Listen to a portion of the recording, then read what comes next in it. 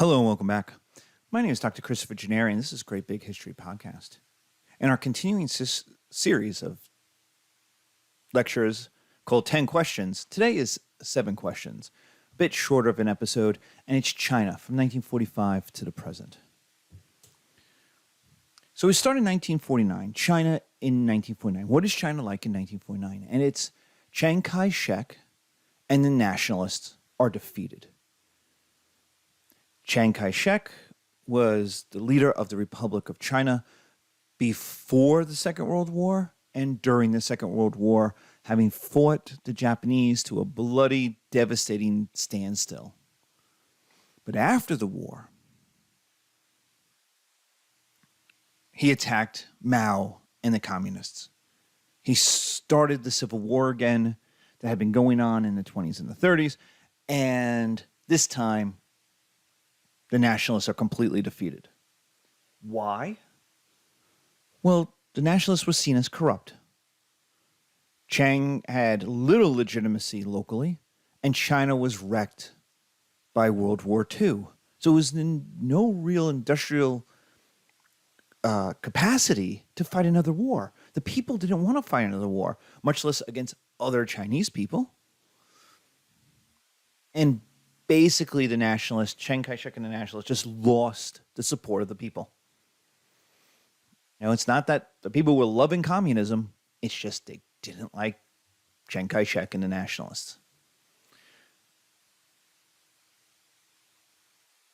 The result is that Chiang Kai-shek and the nationalists escape with the help of the United States to Taiwan, to the island of Formosa, where they set up this Republic of China in exile, which until the year around 2000 was a military dictatorship. And what Taiwan becomes is an ally and exporter to the United States, who it sees as its protector, who has the role of protector. And so Taiwan very much becomes a pro-American ally in East Asia.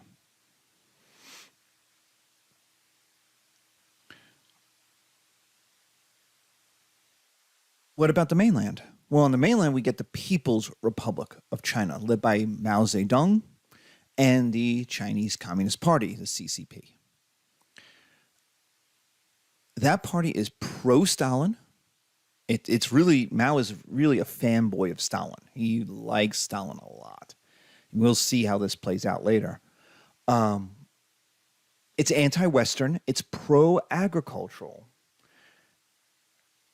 And it takes on the kind of later aspects of Stalin, of the cult of personality. The kind of that Mao is more important than the CCP. That Mao is, kind of a almost divine imperial figure.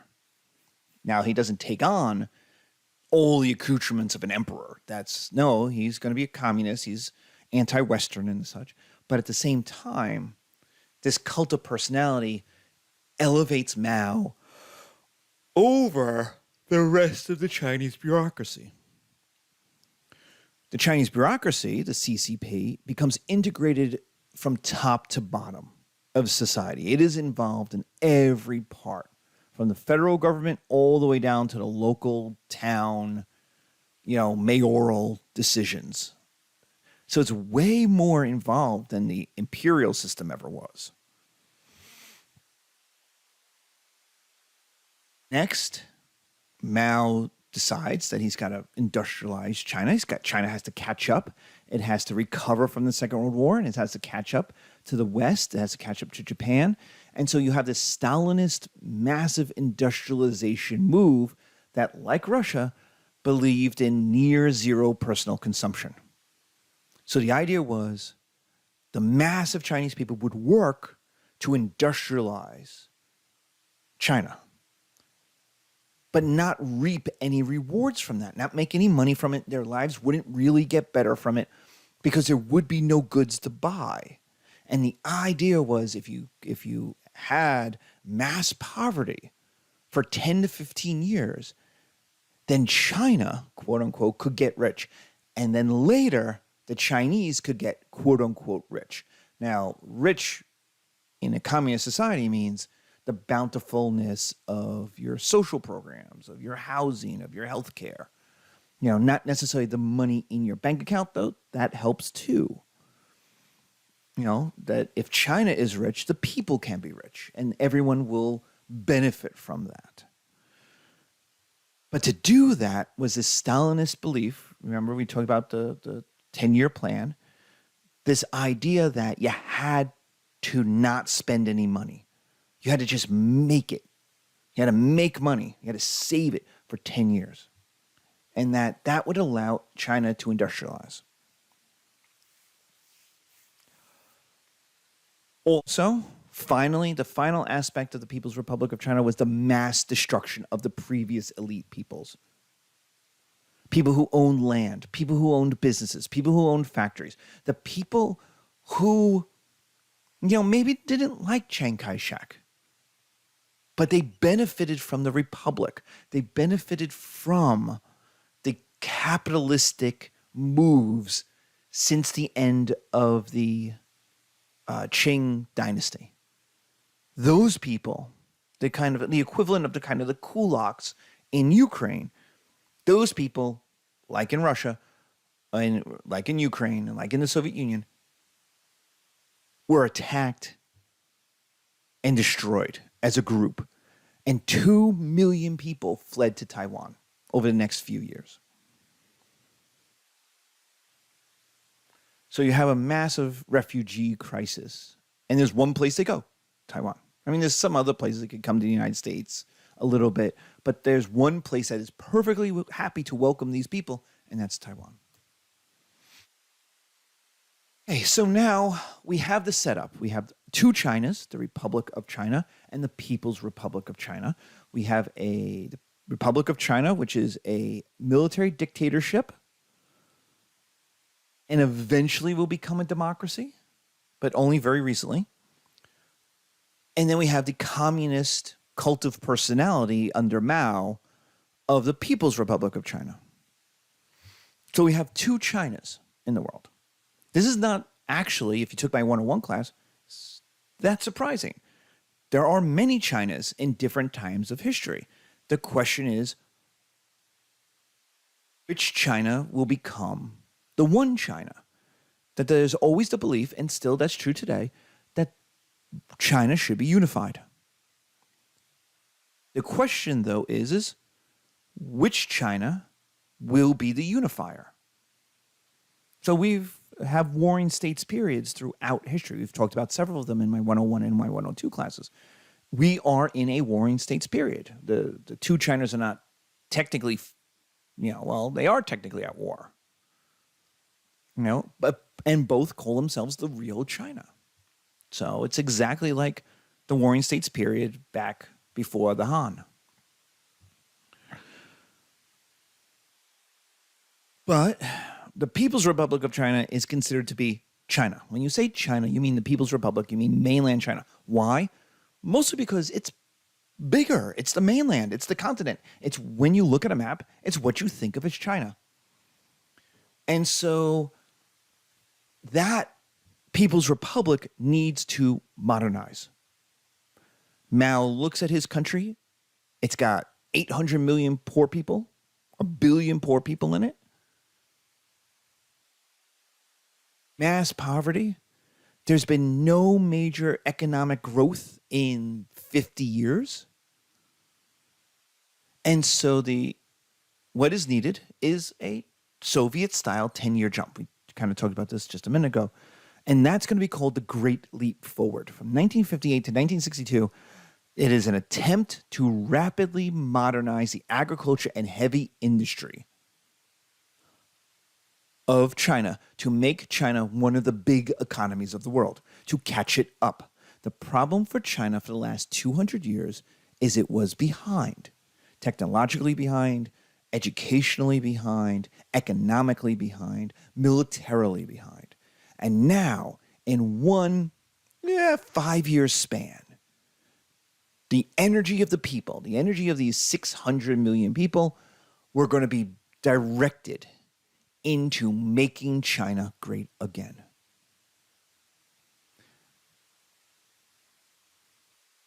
Now, from the get-go, you should know that there are problems with this. The first problem is, sure, it worked in the Soviet Union. It did. But to make the Soviet Union industrialized, they had to kill millions of people. There's the liquidation of the kulaks. There's the starvation in Ukraine. There is the Russification of the republics. There's broken people everywhere. Broken societies, broken minorities. Stalin had to break people. The gulags, the mass murders, the purges of the military and the government, Trotsky's murder, to modernize the Soviet Union so that it could barely fight off the Nazis, really required breaking the Soviet Union to do it. So there's already that problem, that the model, the Stalinist model Mao's going to use, already requires the death of millions of people. And here's the funny thing. Because of Khrushchev's secret speech and the de-Stalinization of the Soviet Union following the death of Stalin in 1953, Mao actually broke up with the Soviet Union. They become enemies. They call each other heretics. They're not real communists. Now, if you remember, neither system is actual communism, the way Marx described it, or as the way most people in history have lived communism. No, it's this dictatorship of a oligarchy that calls itself communism. But since China broke up with the Soviet Union, the Great Leap Forward is going to have no Soviet advisors, which means not only does China expect to become a 20th century economy, it's going to do so without any knowledge of what a 20th century economy looks like, acts like, or requires to work. China was still a 19th or 18th century economy. It was mostly agrarian. The unequal treaties, the war with Japan, the wars with Japan had all broken Chinese economics, Chinese politics. So that's why you need a great leap forward. But nobody in the country knows how. There's not an educated elite. They all left for Taiwan. There's not a group of people who really know how to make a modern communist state. There's only one, the Soviet Union. And with the breakup with the Soviets, there's no Soviet advisors to help them. There's also no access to Western markets to sell the goods that you're going to make, or large corporations. This is a major change from the Soviet model, and much less the American model. The idea was no. It's the large corporations that are actually the problem of capitalism. That we're going to solve this by having individuals be their own makers, creators. So you get the ludicrous pictures, the ludicrous stories of the backyard steel mills, that individual Chinese people were going to make a kiln and make their own steel. They would then, I don't know, build modern China. It's a ridiculous notion. And that's why it's always used. And it's probably apocryphal. Now, it's really happened. There's pictures of it. Mao wanted that to happen. Mao thought it would work, I guess. But if a Chinese historian was to tell me, a American-based Chinese historian, not a communist Chinese historian, but if an American-based Chinese historian who knows China way better than me was to say, yeah, that was only a little thing that went on for like a year. It wasn't that big of a deal. I'd buy that we just have blown it up into a bigger thing than it was. But I don't know. But it's ridiculous. Steel is a giant, resource intensive. It requires kilns that are massively hot. It requires giant machinery, huge amounts of capital. That's why it's one of the markers of economic and industrial development in the 20th century. How much steel does your country make? A dude in the backyard with a furnace in the dirt is not going to make any steel. Any. And so the Great Leap Forward is just a complete failure. You have mass starvation because the modernization of agriculture was going to go like the Soviets. We're going to get rid of all private land. We're going to make farmers into workers. The government will own the land. Well, the people said, F that. If I'm not making a profit off of this, why should I work the land so hard? I'm going to just do the basics. I'm clocking out at 5 o'clock. The problem is that's not how farming works. It never has. Farming is back-breaking labor. That is, at some points, 16 hours a day. Nope. And so you have mass starvation. And it's all fed, this failure, this starvation, the deaths, by a corrupt bureaucracy that made up fake numbers in order to avoid punishment. Because Mao just made up numbers. They said, okay, your province is going to give us 10 tons of wheat, whether or not it had ever made 10 tons of wheat. And so if you're the local official, you don't want to get in trouble with Mao. So you have to get 10 tons of wheat. So what do?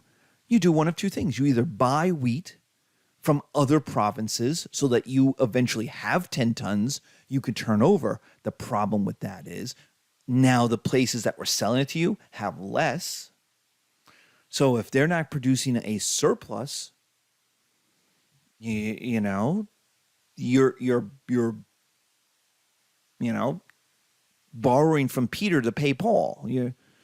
You're not accomplishing, you're not raising anything. You're avoiding your own punishment, but other people are going to get punished. And of course, once they figure that out, they stop being willing to sell that to each other. So the internal trade of provinces completely stops. The second thing is you just make up a number. Who's the check? Who's looking? Who wants there to be less?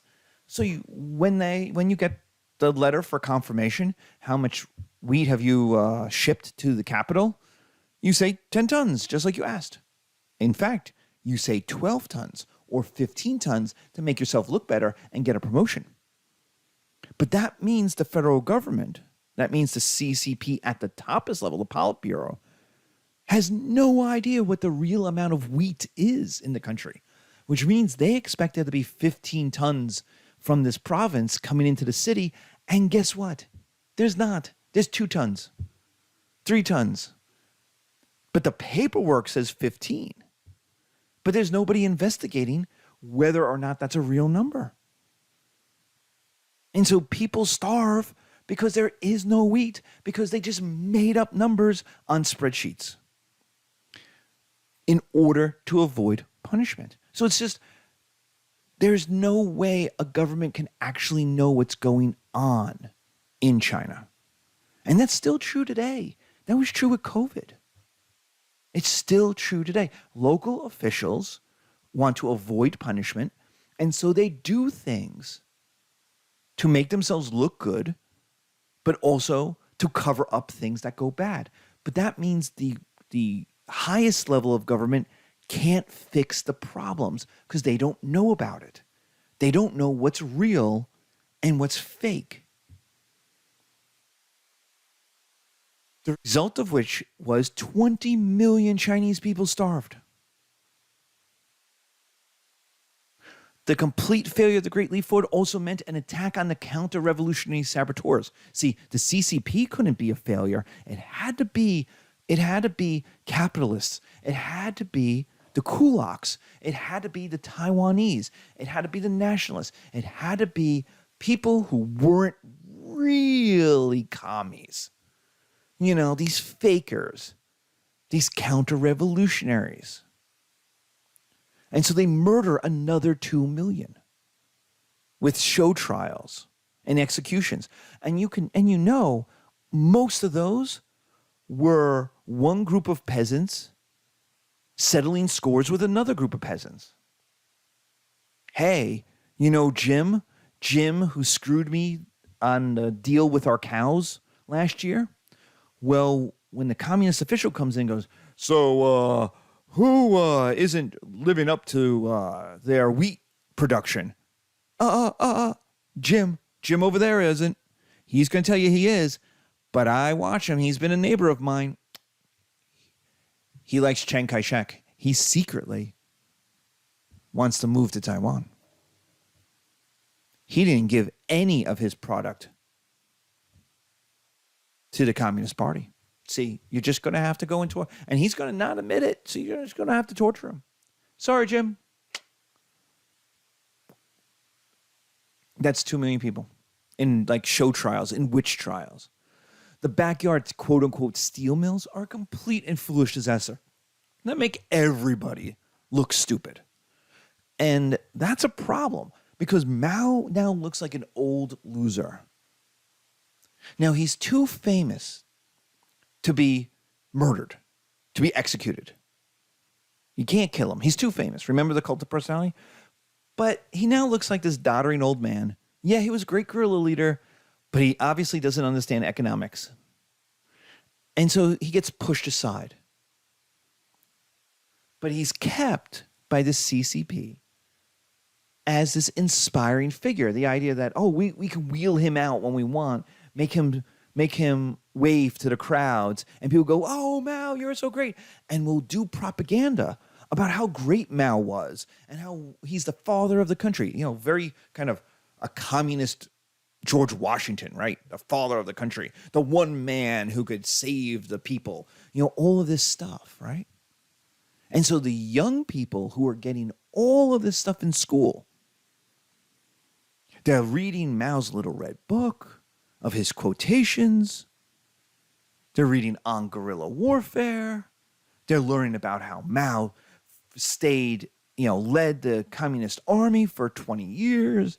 All of these things, how he defeated the Republic of China and was then going to reunite China by conquering Taiwan, how he fought the Americans in Korea and fought the Americans to a standstill, which is a victory because they pushed the Americans back from the border, back to where essentially where the 38th parallel was, where the border had been when the war started. That was great. Mao is wonderful. Mao is awesome. That's what the propaganda says to the kids, right? But to the bureaucracy, those middle-aged guys, they know Mao is an old fool that shouldn't be allowed near government.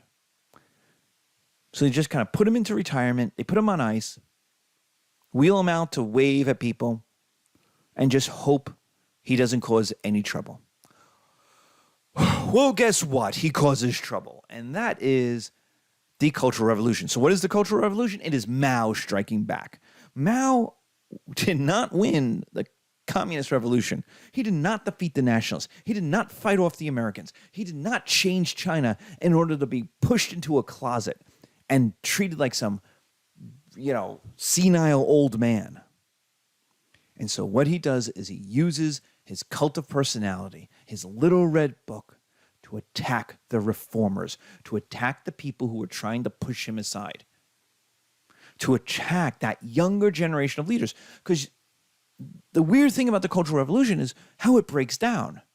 It's the middle-aged versus the old and the young. Now you go, wait a minute, the young and the old should never ally. Like they're too weird, right? But you have to remember, the young were getting all the propaganda about Mao, about how great Mao was.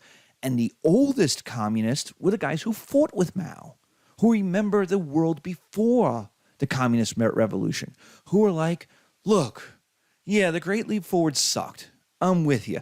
But do you remember Chiang Kai-shek And the guys who are now in their 50s are like, no, I don't know. I was a kid then. Was he bad? And the guys who are in their 60s and 70s are like, yeah, Mao is an improvement. So I'm with Mao. So you got the old people who were with Mao. They're communists from the beginning, right? They fought the Japanese. They fought the Americans in Korea. They are allied to Mao. And they're allied to the kids in school who got all the propaganda. This is those middle-aged reformers who are like, we have to now fix these problems. So we have an attack on all the reforms that are happening to try to fix the problems of Mao's Great Leap Forward. And added to this is an attack on non-Chinese culture. Well, what's non-Chinese culture? Well, obviously American, obviously European, right? The colonists, the colonialists. But what does that mean? If you attack American culture, right? American knowledge, that is not just Hemingway and Fitzgerald and poetry. It's not just cricket from Britain and afternoon tea. It's all of science, all of industrialization. It's all of the ways things are organized. The entire financial system is based on a banking idea that is European in its invention. The idea of free trade, the idea of the Enlightenment, the idea of democracy, all of those ideas are not Chinese. There's no history of them in China. And you say, well, wait, China has science? Yes, it does. China has industry? Yes, of course it does. But not on any scale for the last 100 to 150 years. The Industrial Revolution is a Western idea of how you organize an economy, and it's completely new. So if you bring that stuff in, you modernize China on Western ideas, how do you have an attack on non-Chinese culture? You got to get rid of that. And so there's not only the attack on science and industry, there's even the attack on Buddhism, which is 1,000 years old, but it does come from India, but is 1,000 years old in China at this point. So this is an attempt to just rip the roots out of anything that came from outside of China. But the problem is that's a lot of culture. China has been a major country in the world for 1,000 years. So of course it's gotten ideas from abroad. So Mao attacks the universities and completely destroys the humanities education system. Literature, history, sociology, anthropology, just destroys them. Why? Because the universities are full of these weak, girly men who don't know how to fight. They don't know what a real communism is. They have grown up in they have soft hands from counting money all their life. They are just hyper educated with their ideas. They're not farmers. They're not peasants who won the Civil War. No, they don't know how to work hard. And so the idea was from Mao is that everyone should live like the peasants who were the real Chinese. So now we have not only an old versus a younger, we have an urban versus a rural fight. That the rural China was the real China. And that urban China was vaguely gay, definitely soft, very decadent, and not really communist or masculine. Now we see this today. I can remember hearing Sarah Palin in 2008 give a campaign speech in rural North Carolina, where she started to an all-white crowd of rural farmers and local business people, saying, I'm so glad to be in real America with real Americans. And I remember thinking, what does that make me? I live in New York. Now, New York has farmland.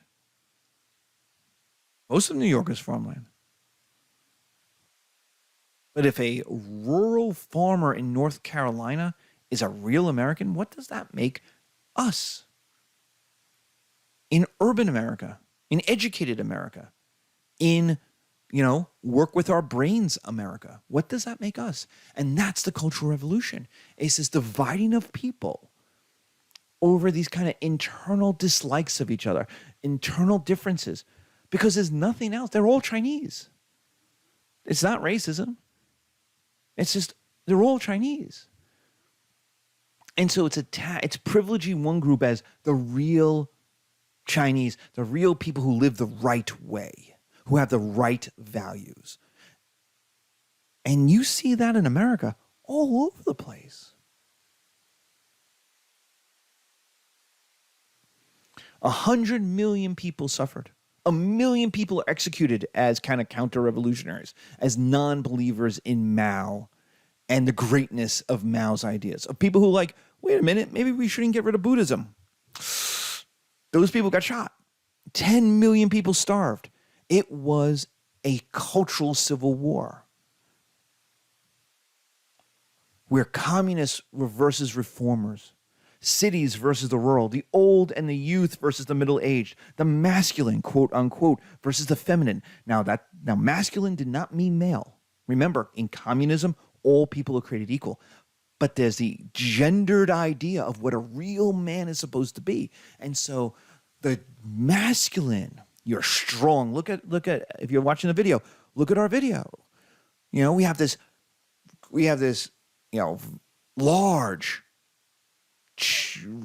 full-faced, massive four-armed, giant barrel-chested Chinese man, right? He's got Mao's little red book. He's got nuclear explosion behind him. He's got his red pencil, right? That is masculine. Now, Chinese women could be that. There's nothing against, in communism, women being masculine.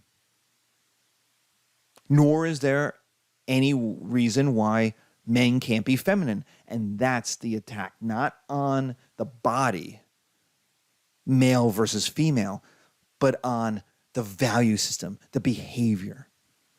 That you had to be a real man acting like real men. And so real women had to take on masculine attributes.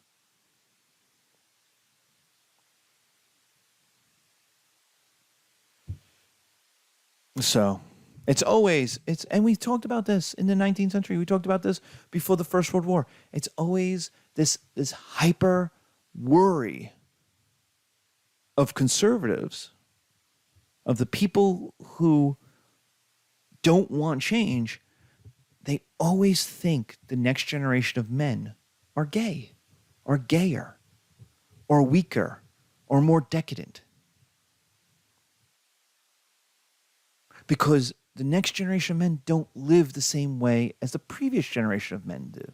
The 1950s in the United States, where the men who came out of World War II had the very high and tight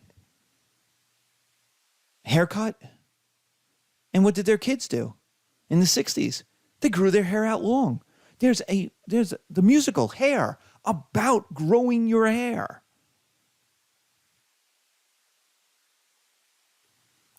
So, and you'll hear it in the songs. Bob Seger has a couple of songs, like Turn the Page, where you get called, because you have long hair, you get called, are you a girl? Are you gay? Are you? And so there's always this war between what is, quote, masculine and, quote, what is feminine. And again, the feminine is seen as worse. It's seen as unmale. And so if men are acting feminine, they are complete failures. But even if women are acting feminine, then they're also a failure in this world, because they should be acting masculine. Mao dies, and with him, with his death, comes the end of the Cultural Revolution. And so, what does China need from the 1980s to 1989 to the Tiananmen Square protests? Stability. Just quiet. And that's Deng. Deng Xiaoping has the idea of socialism with Chinese characteristics. Now, you'll see this when we talk about the Soviet Union, the idea of the communism, socialism or communism with a Czech face, with the that you could do your own communism. It doesn't have to be the Soviet style. And that's Deng. Deng is like, we need stability. We need the economy to work. We need to stop all these attacks on each other. And so the idea is socialism first, but then you could have some personal capitalism. And so the idea is that, like, from 9 to 5, you worked the farm, you worked the machine, you worked in the factory, you did what you did for China and for socialism. Hey, but if you want to work from 5 till 10 p.m. on your own, okay. You could pocket that. If you made some extra, at the end of the day, you could sell that. And that kind of personal capitalism, that kind of like, we're going to look the other way while you make money for yourself, that kind of like allowed the GDP of China to go up 400% in 15 years. By 1990, the GDP had gone up 400%. Millions were lifted out of poverty. Which brings us to 1989. In 1989, communism was failing in the Soviet Union and in Eastern Europe. It wasn't producing the economic gains. There wasn't the political freedom people wanted, and you were getting massive protests in Eastern Europe and in Moscow, in St. Petersburg. And in China, seeing the fall of the Berlin Wall began to lead to the protest of university students for more democracy. Not necessarily an overthrow of the communist system, not the execution of Deng, but an opening up of the system. More democracy. Not a pure democracy, just more democracy. And after a few days of hesitancy, on June 5th, the Chinese Communist Party began a wholesale massacre. And we get the very famous picture of the tank man, the man probably on his way home from the market, way home from dinner, stopping in front of the tanks and being mad about it. Like, don't go there. Leave those kids alone. We don't know who that man is. We don't know what happened to him. He wasn't part of the protest. He's just walking by. And the tanks try to go around him. They do not go over him. They try to go around him. And then they stop. And it kind of like symbolized this kind of lack of legitimacy. Like that the army was doing what it was doing for the government, but that the people weren't connected to that. The people weren't part of that. It was separate. Well, there's a wholesale massacre. Hundreds of people, if not thousands of people, are murdered, arrested, disappeared. And that is essentially the end of a democracy movement in China. The result is a deal. It's an unspoken deal, but it's a deal. Leave the Chinese Communist Party in power, and you will get economic development. But you will not get democracy. There will be no democracy. We will use violence to stop democracy, but we will give you a better life. And did it work? Yeah. From the 1990s to 2010, you have a massive change economically, but no political change. China from the 1990s to 2010 or so has capitalism, in quotes, because there are such massive controls by the Communist Party. You get Western investment in order to get cheap labor and a big market. China says, hey, you can build your factories in China and then sell your stuff to the Chinese people. But you have to hand over your technologies. You have to help China develop. Which means once they have your technologies, they just make your stuff. They just steal your intellectual property. You go to Amazon today, and you will see all of these cheap fountain pens that look exactly like the German, American, and Japanese fountain pens that are 3, 4 times the price. They're probably made in the same factory after hours. So you have the German LeMay pens. And then there's Chinese Moonman pens. And they look exactly the same as the LeMay German pens. Why? Because LeMay, to save on costs and in order to enter the Chinese market, opened up a factory in China. But that meant they basically handed over the technology in order to make these pens. And so now, after hours, when everyone goes home, there's a late shift or whatever, people stay late and they make the same exact pens they were making an hour before. And they then sell them for 1/10 the price. The result of all of this is that China becomes the number 2 economy in the world. 10% growth every year for 20 years. It's unprecedented. You know, the closest thing to it is probably the United States from like the 1875 to like 1915, 1925. You know, it's in that level of economic development where just you can't do percentage numbers anymore. Like steel rose by 8,000%. Like the numbers don't make any sense. So exactly what was supposed to happen in the 50s happens in the 90s, 40 years late. There's a massive Chinese middle class now. 100 million, 200 million, 500 million people. But there's not much freedom.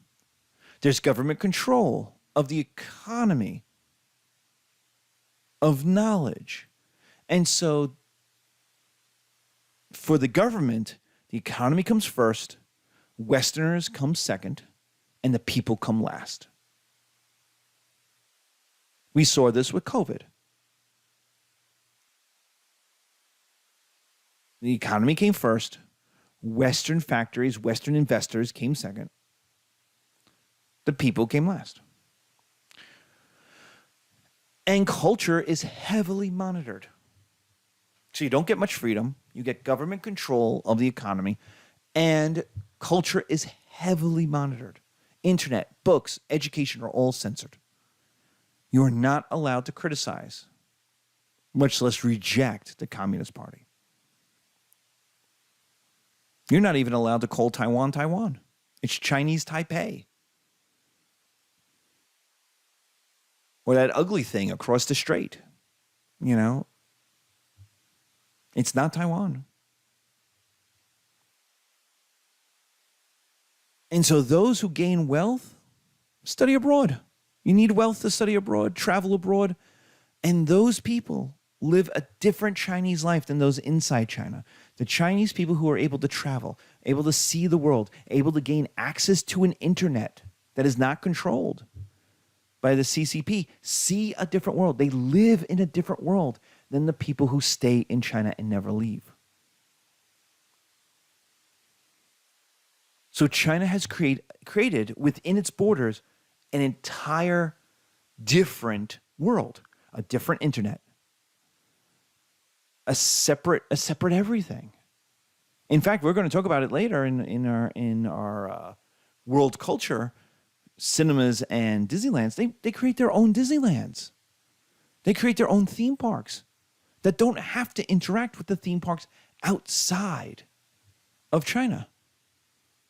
So whereas American Disneylands have emphasis on democracy and freedom and liberty and individualism, Chinese ones have none of that.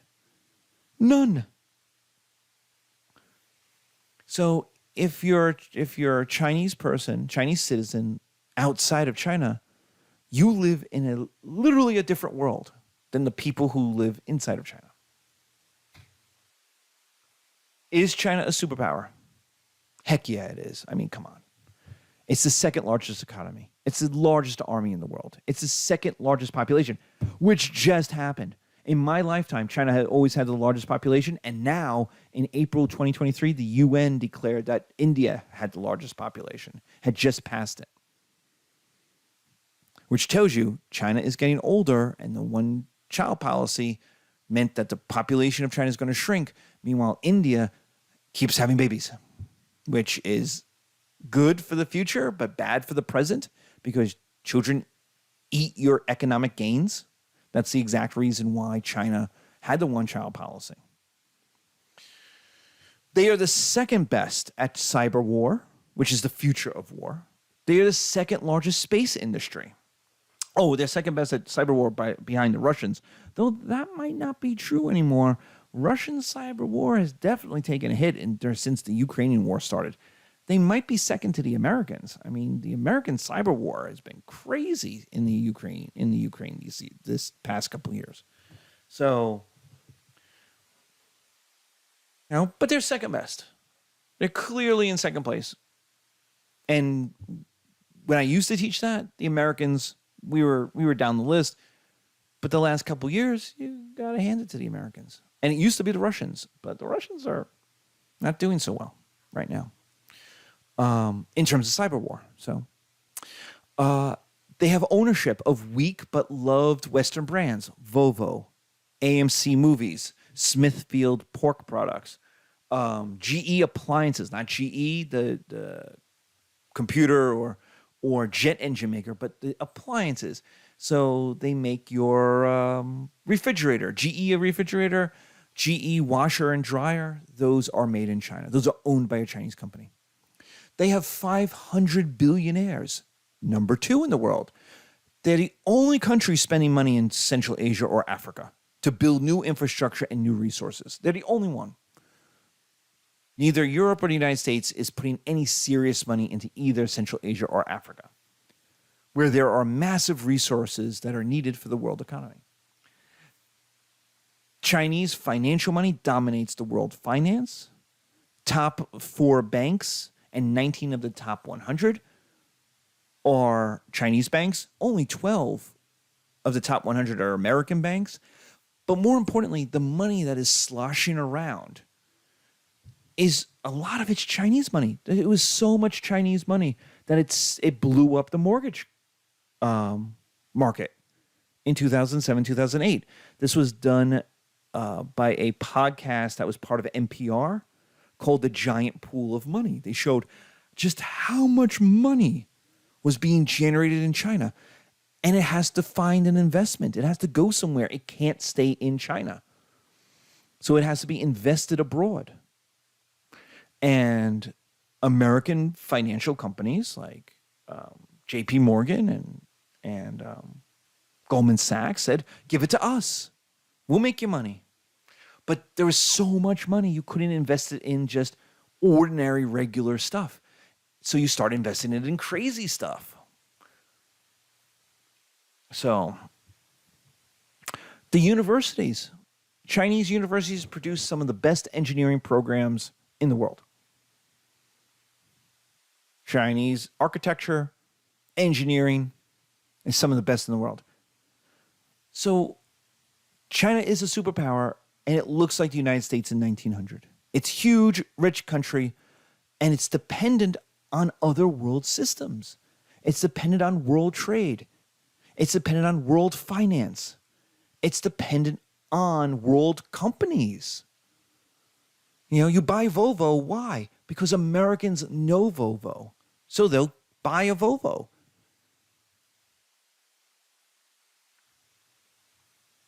And so it's a way of having a presence outside of China.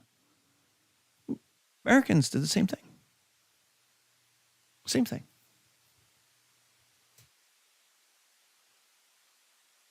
But is China a super duper power? This is really the same question. Is China a superpower?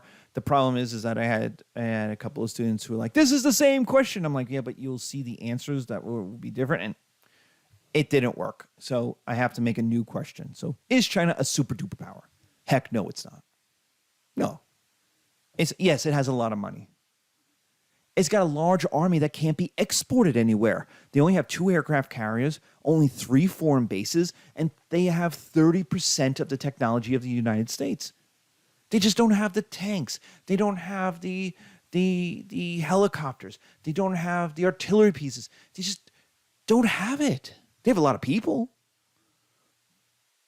but it's not yet an army that can invade Taiwan, much less invade India. It might be able to win a battle against India in the Himalayas, but invade India? It couldn't defeat Vietnam in 1979. It got torn apart.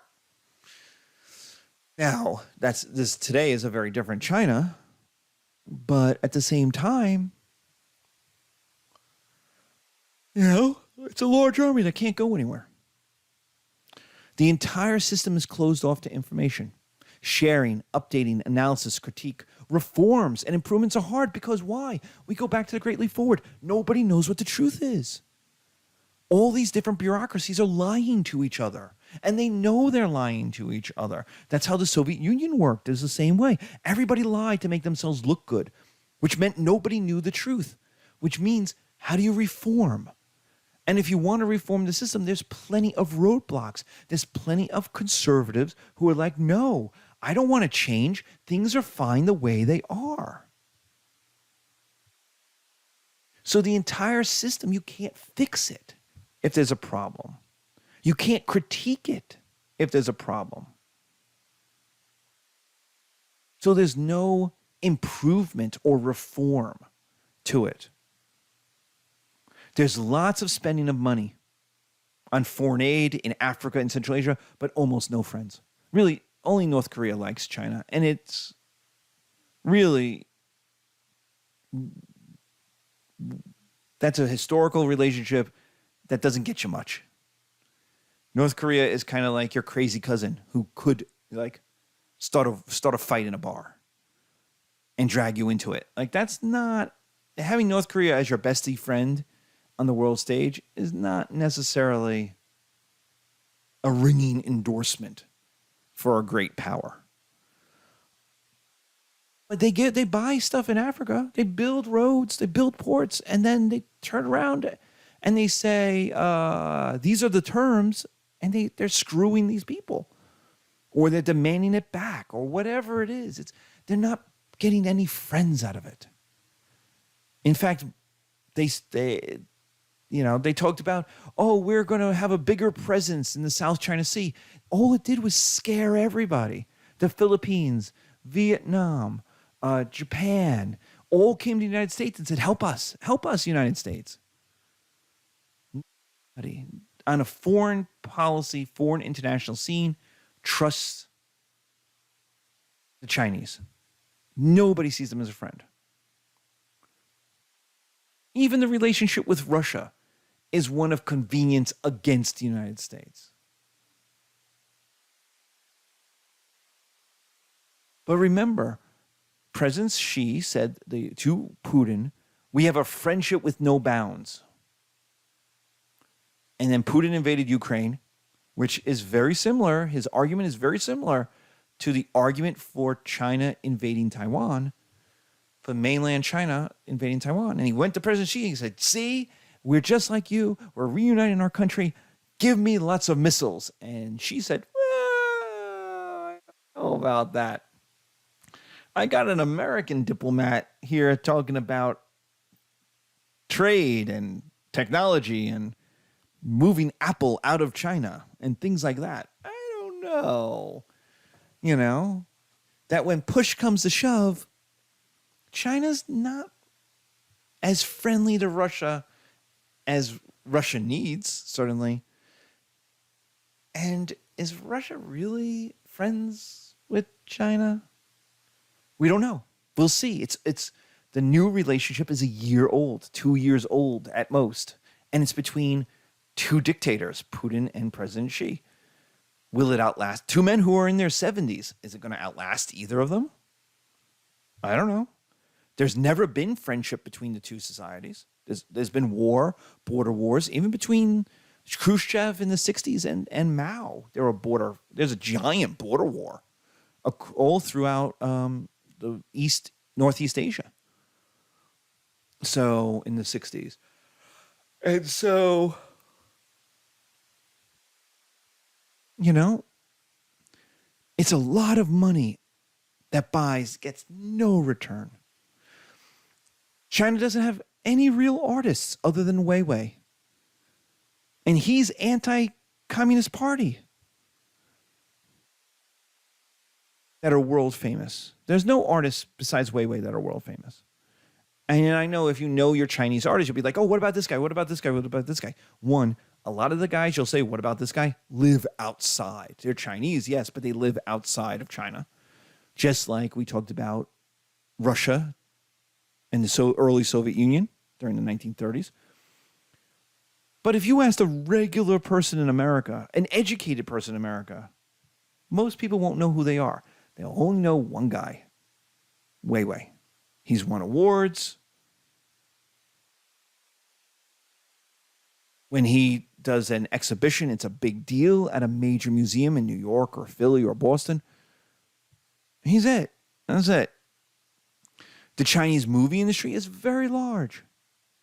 It makes a lot of money for Hollywood, but it's teeny in its exports. Hollywood is 8 times larger in exports. India makes more movies.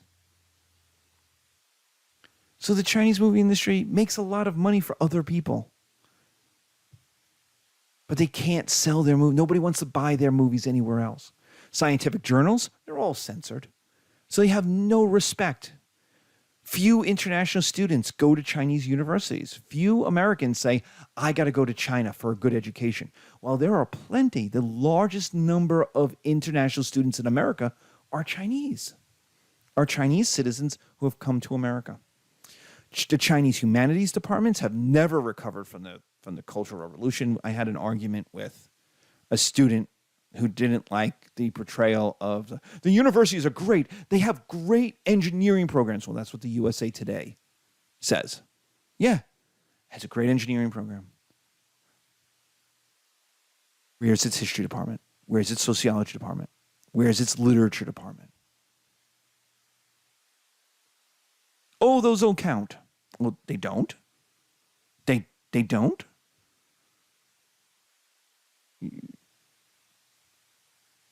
If you don't have historians studying your own history, you get propaganda.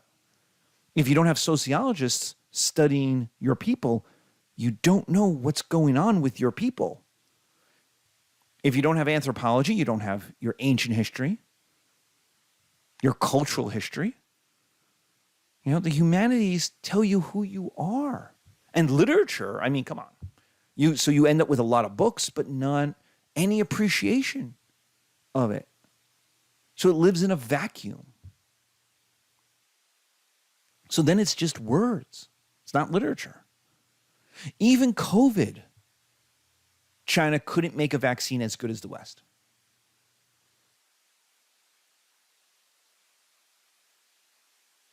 It was not as successful.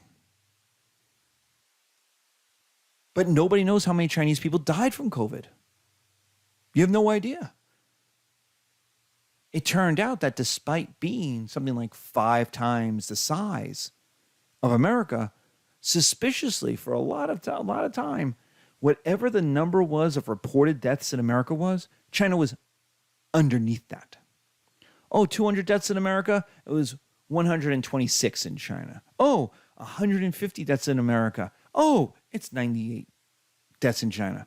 Somehow it was always less. It was 3. At some point, it was like 5 for a week. And you're like, Shanghai is shut down. It's not 5. So again, we go back to the system is totally closed off. Nobody knows what the real numbers are. So you can't study it. You can't analyze it. You can't reform it. So what is China? It's a clay colossus. It's big but weak. It throws its weight around to get attention. It's like a teenager. It's like a 14-year-old who's also a linebacker. it throws its weight around, it gets attention, but it's less important in the world than France. And the reason why is because the Chinese Communist Party needs to maintain control. And it cares more about control than success. As long as it stays in power, everything else is off the table. It has to stay in power. So anything that will limit that power, anything that would change that power, anything that would reform that power, everything takes a back seat to staying in power. Which is your soft power, which is your identity, which is your intellectual, your education, which is all of these other things that would make China the leading civilization in the world. And yet, for all its economic success, it doesn't have any of the cultural success you would think would come along with it. That certainly the United States had. So, that's our 7 questions. That's where we will end. Be safe. Take care.